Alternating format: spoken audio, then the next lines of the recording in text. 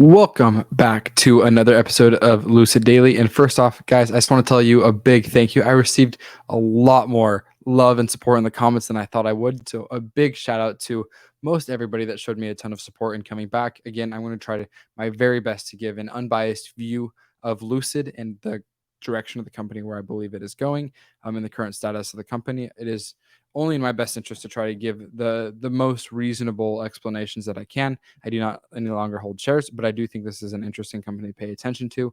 And I do feel like a little bit of a sense of responsibility to provide as much information as I can, considering how much you guys have given me. So let's go ahead and dive in. In this video, we're going to dive into the Q1 2023 financials. I have not taken a very in-depth look at these numbers. I've taken a quick glance at them.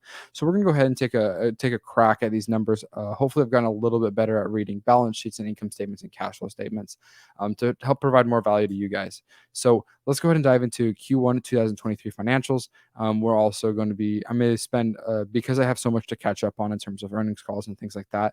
We're going to get into the Saudis ownership. We're going to get into the earnings calls. We're going to get into what Peter Rawlinson has said, some recent breaking news, but we're going to take it day by day. So today we'll do the earnings report, and then we'll do the earnings call, and then we will do commentary on all of the other things like news, what the Saudis ownership is, and what it means for investors, and what investors can expect from a company like this at this stage. So let's go ahead and dive into the financials. I'm going to pop these up on my screen right here, and we're going to dive into these. So what I'm looking at is current assets, cash and cash equivalents.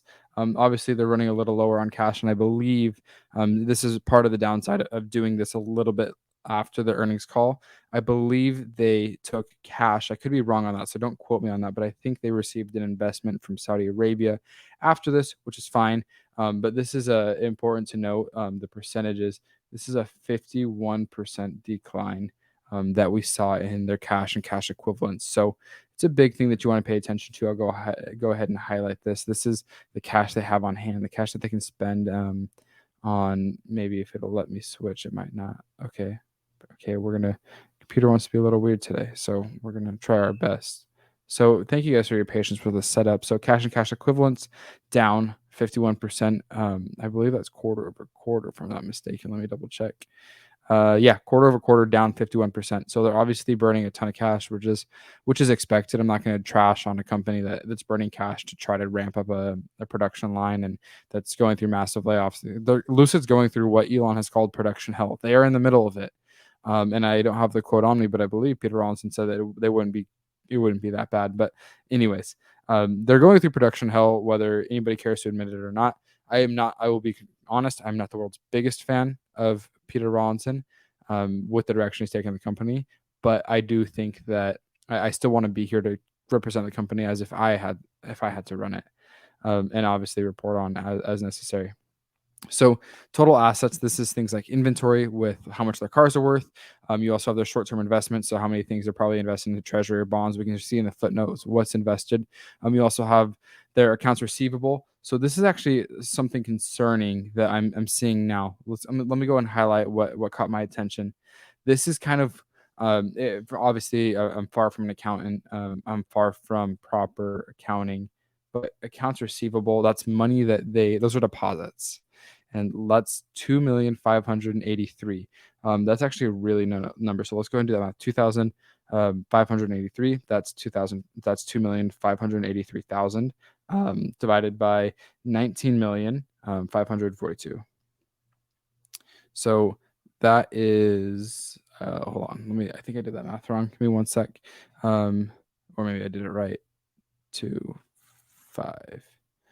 Actually, no. I think I did.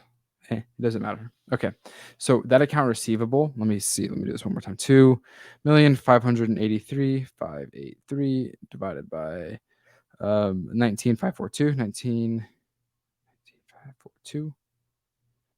That is I believe that's an 87% decline. I'll double check my math on that. Sorry, I should have done this a little earlier. But this is what's the most concerning right here, is this decline in accounts receivable, because I believe that's an 87% decline. Now, the reason that's an issue is because that's deposits. that's money that people are taking their deposits. So they're not picking up their cars. So that's a little bit of a concern, is paying attention to that number. It's definitely something we'll pay attention to for next quarter as well. So not too, that's just something to keep an eye on. Their inventory popped up, which is something that you don't, that pretty congruently goes with this number right here, because that means you have more cars sitting on a lot. That means you have inventory. Just think of it, cans on the shelf. If less people have money to buy the cans on the shelf, more cans are going to sit on the shelf. Therefore, your inventory numbers are going to go up. And with a car company, you'd want to see these inventory numbers go down a little bit, meaning people are buying your products. So just something to pay attention to. You saw a slight decline here. I'm not going to calculate that, but that's largely in portion of what the numbers that we looked at. Their liabilities, actually good enough. They actually dropped a little bit. Their accounts payable, their bills actually ticked up. Their total current liabilities popped up a little bit. That's fine. I'm not going to make too big a deal out of these numbers, but the number, I'll make a special point to point out the numbers that I do think are a little bit bigger deals. The inventories one, as well as the accounts receivable, two important numbers to pay attention to. We also have, I'm just trying to see if there's anything else on the consolidated balance sheet that we should pay attention to. Nope. Okay, let's go ahead and move down to the OpEx. Is this the OpEx? Consolidated statements. Oh yeah, the statement of operations. Okay. So revenue actually popped up because they are selling more cars, which is better. They sold more cars, I believe, than they did last quarter. I don't know the number of deliveries off the top of my head, but the more I record these videos again, the more we're going to get back into it. Cost of revenue jumped up massively. That's something we're going to pay attention to in the earnings call. Why did their cost of revenue more than double? It costs them. This number is kind of shocking. These are part of their margins that we're going to want to pay attention to. So if we go 149, 432 divided by 500, 524, 70% higher.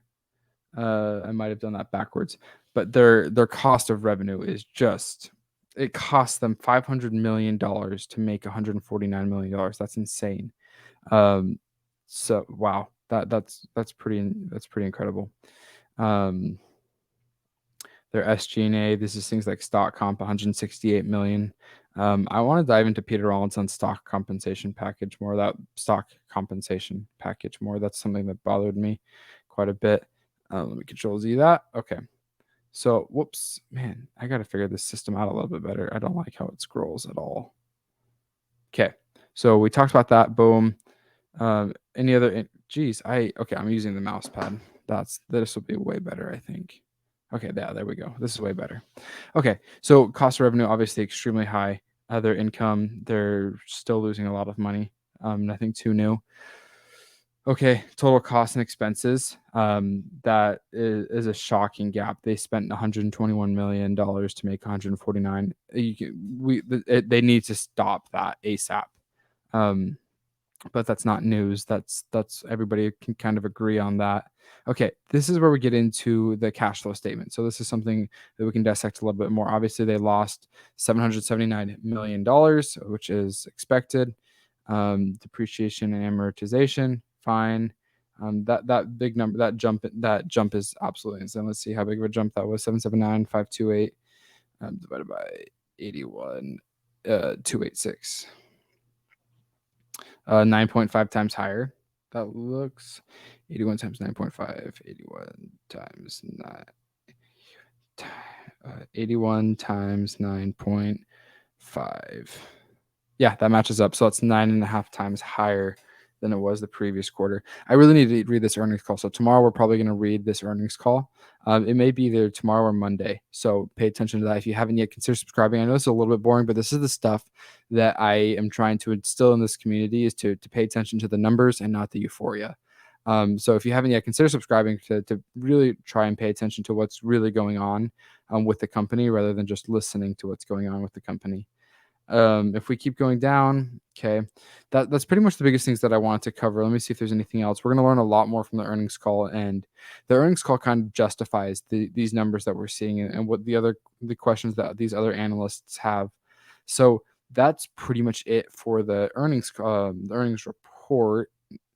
just to recap, the biggest things that called my attention are definitely the spike in COGS, the cost of revenue, the cost of goods sold. I don't know why that jumped up so much, literally double.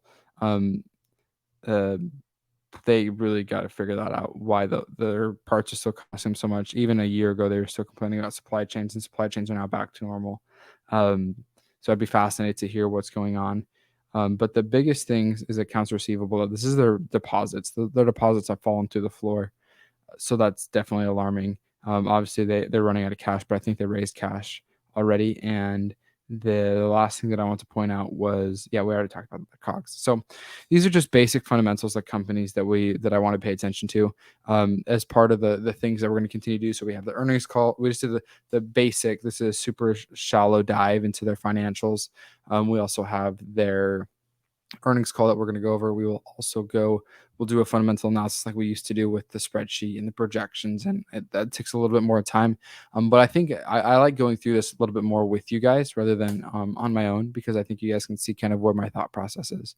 So if you guys haven't yet, consider subscribing. Let me know down in the comments what other questions you have, and if there's any questions about news or anything in the earnings call that you want me to cover, be sure to let me know down in the comments. I appreciate you guys. Again, the love and support has been phenomenal. So thank you guys a ton for reaching out. It's been great.